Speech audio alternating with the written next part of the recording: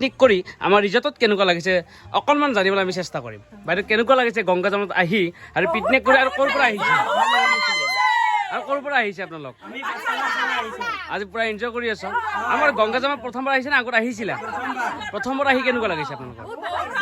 আৰু এনেকুৱা আপোনালোকৰ মনোভাৱ অকণমান জানিব চেষ্টা কৰিম, যিহেতু আমাৰ গংগা জামৰ ৰিজৰ্টত এনেকুৱা প্ৰাকৃতিক এটা মহিমা এটা পৰিৱেশ, তাৰ বিষয়ে অকণমান কি ক'ব আপোনালোকে? এইটোত মানে আমি এইটোৱে ক'ব বিচাৰিছো, ইয়াতে আহি বিৰাট ভাল লাগিছে। খানা বনোৱাৰ পিছত জাগাখিনি পাইছো আৰু পানী গোটেইখিনি সুবিধা ইয়াতে পাইছো আৰু চাফ চিকুণ পাইছো ইয়াতে। আচলতে আমি ক'ব বহুত ভাল হৈছে। অকণমান জোৰকে অলপ চিলাই দিয়ক।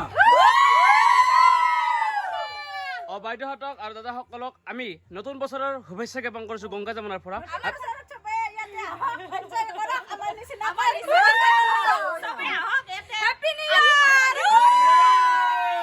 যে বাইদেউহঁতৰ জীৱনবোৰ আৰু আগন্তুক দিনত এনেকৈ আগবাঢ়ি যাক আৰু তাৰ বাবে আমি ভগৱানৰ ওচৰত তাকে প্ৰাৰ্থনা কৰোঁ আৰু আকৌ এবাৰ গংগা যমুনাৰ পৰাই শুভেচ্ছা জ্ঞাপন কৰিছো।